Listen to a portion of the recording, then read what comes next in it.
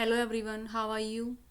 आज हम बात करेंगे ओल्ड टाइम पीरियड में जो भी वर्क थे उनके बारे में, लिटरेचर के जो ओल्ड वर्क्स थे उनके बारे में।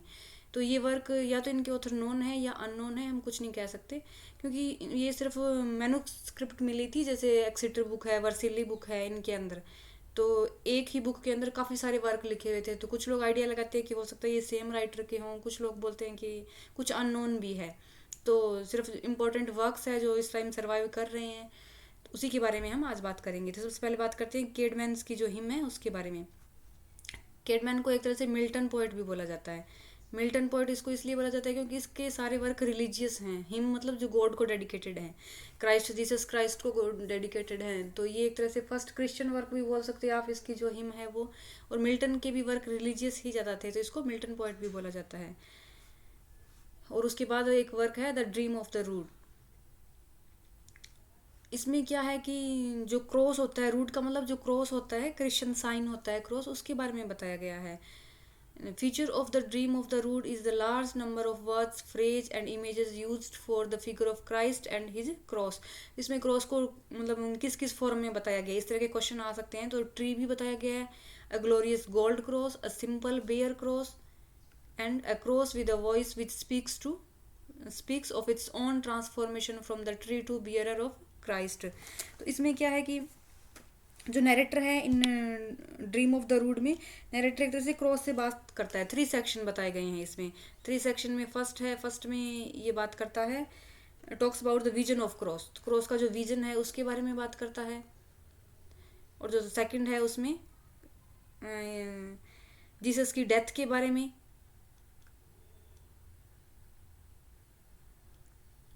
और जो थर्ड है उसमें रिफ्लेक्शन अबाउट क्रॉस। तो इसमें क्रॉस के बारे में बताया गया है, जो क्राइस्ट का सिंबल होता है क्रॉस, उसके बारे में।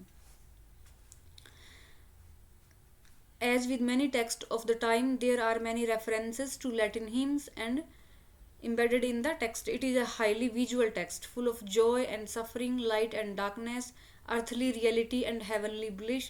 As the dream of the rood gives us image of suffering and redemption. एक वर्क और है द सी फेरर, उसमें क्या बताया गया, ये तो जो ड्रीम ऑफ द रूड है इससे तो हमें किसकी इमेज मिलती है, सफरिंग और रिडेम्पशन की। जो सी फेरर है उससे शिप्स और सी, जो हार्ड सी होता है, हार्डशिप होती है उसकी, जो लोग सी पे रहते हैं, शिप्स पे रहते हैं, उनके बारे में ये 2 वर्क हैं। उसके बाद है वनरेबल बेड। इसका एक वर्क है एक्लियास्टिकल हिस्ट्री। ये वर्क लैटिन में है, ecclesiastical history of the English people and the Anglo Saxon chronicle. और उसके बाद ये अलग वर्क है, दूसरा है जो ये devotional work for those dedicated to a life of religious observation.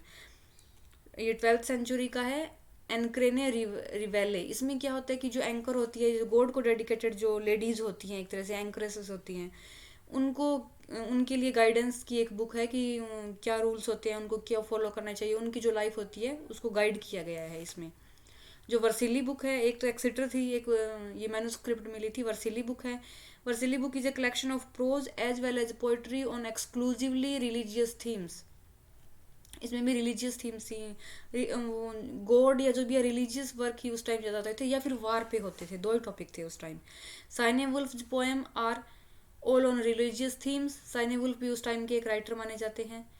और इनकी स्टोरीज क्या थी, या तो सेंट्स की थी, या फैथ्स ऑफ अपोस्टल्स थी, या क्राइस्ट के बारे में थी, Christ as एक्सेंशन।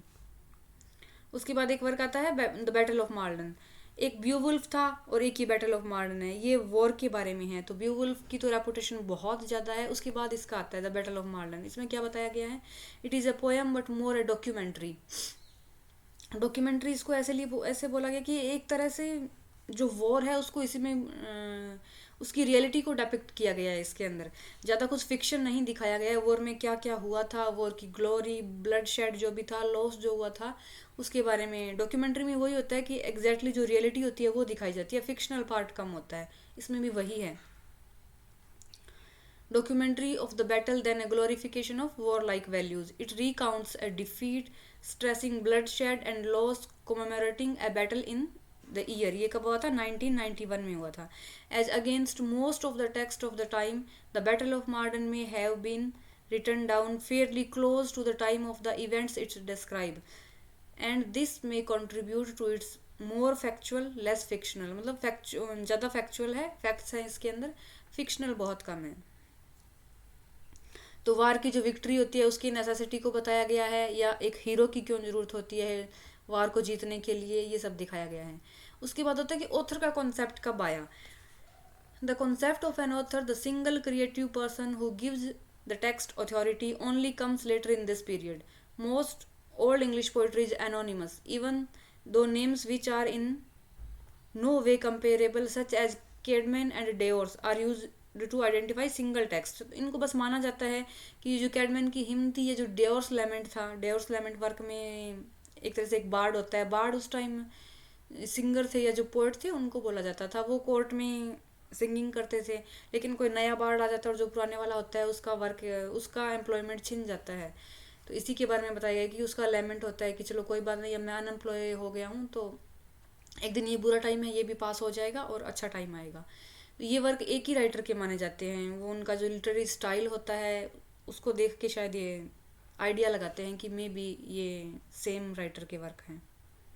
Only Cynewulf signed his work anticipating the role of the author by some 400 years. तो साइने वुल्फ है, उन्होंने वर्क साइन किया था सबसे पहले, उससे पहले किसी ने भी अपने वर्क को साइन नहीं किया था, तो शायद इसी से ऑथर का कॉन्सेप्ट आया है। The idea of an author comes in to English literature significantly with Layamon. तो उन्होंने साइन किया था, फिर लेमोन, इसके 400 के बाद लेमोन आए थे, उन्होंने अपने वर्क को प्रॉपर ऑथर से रिकॉग्निशन मिली थी लेमोन के वर्क को। The early 13th century, he wrote Brut. Brut है ये नेशनल एपिक माना जाता है, क्योंकि इंग्लैंड शुरू में था वो ब्रूट, फिर क्या सारी स्टोरी बताई गई है कि रिलीजन में क्या हुआ था, कौन क्या हिस्ट्री थी, क्या लेजेंड थे, मिथ मैजिक सब कुछ। इसको नेशनल एपिक माना जाता है, taking material from many sources and counting tales of the dark age, the 2nd century between the departure of the Romans का कैसे departure हुआ at the beginning of the 5th century and the first, कैसे वो जो tribes आई थी, Anglo section tribe आई, फिर Norman French का सारा कुछ इसमें दिखाया गया एक तरह से। जो सेंट ऑगस्टाइन थे वो आए थे। First traces of the culture of the Britton, सबसे पहले तो ब्रिटोन्स थे ना, फिर एंग्लो सेक्सन आए थे। He takes the story up to the arrival of Saint Augustine the first archbishop of Canterbury in 597 में, telling the story of King Arthur and the Knights of the Round Table, which will feature time and again in English literature as a mixture of history, legend, myth and magic। पूरी Britain की history बताएगी, ये religious theme क्या थी उस time के religion के बारे में, तो इसीलिए इसको नेशनल एपिक बोला जाता है। ब्रूट और किसने लिखा था? लेमोन ने। और लेमोन ने कहाँ से, मतलब इसका इमीडिएट सोर्स क्या था? 12th century वर्क वेस ने लिखा था, जो फ्रेंच में था, from Celtic sources based on the history of Geoffrey of Monmouth।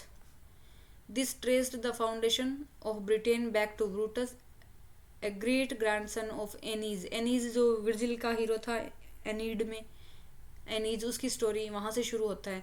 और उसके बाद ट्रोजन वॉर इसमें डिस्क्राइब किया गया था, ग्रीन होमर ने अपने वर्क्स में इलियाड में किया था।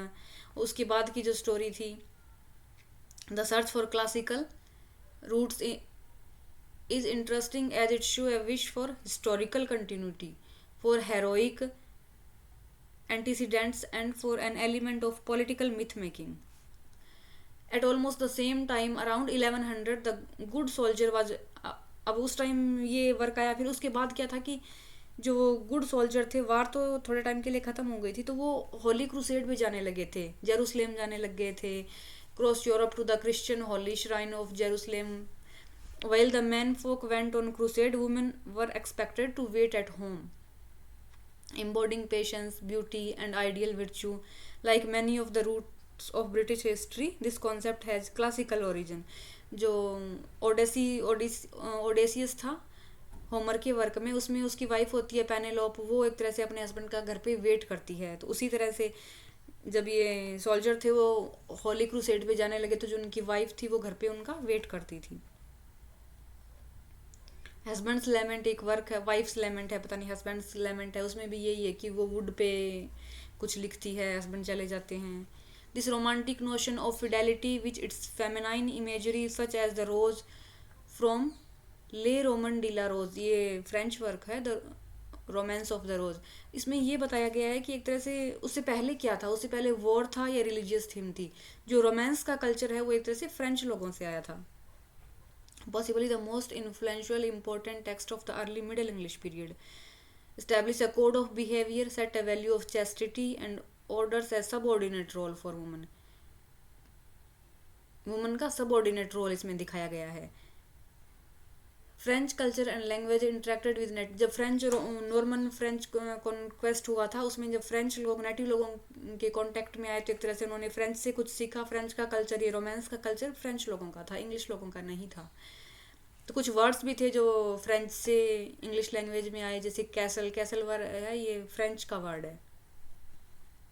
The whole romance tradition comes from the French, but this sensibility, culture and language becomes integrated with native culture. Many English dialects besides the language of the London are found in the literature of the time. The texts are usually anonymous. पुराने time के जो text थे वो तो anonymous है, पता नहीं किसने लिखे हैं।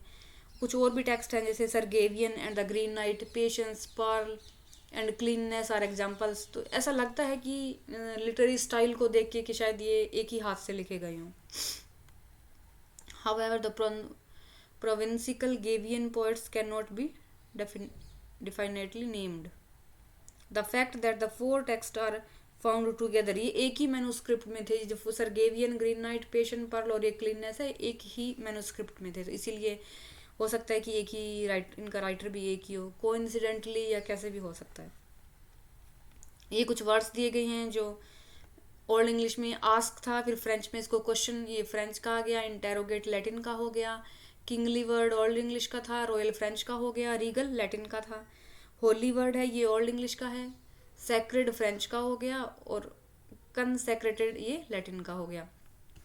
इस तरह से काफ़ी वर्ड दे गए, ये आ सकते हैं। जैसे आपको मेंशन वर्ड दे दिया कि ये कौन सी लैंग्वेज से है, मटन दे दिया कि ये कौन सी लैंग्वेज से है, तो फ्रेंच से है या लैटिन से है, एग्जाम में फाइंड आउट करने के लिए कि ये कौन सी लैंग्वेज का वर्ड है। फिर उसके बाद आया the owl and the Nightingale. ये फर्स्ट डिबेट पोएम मानी जाती है। उससे पहले मतलब ऐसा कोई वर्क नहीं था जिसमें डिबेट दिखाया गया हो। तो ये फर्स्ट इंग्लिश लिटरेचर की फर्स्ट डिबेट पोएम मानी जाती है।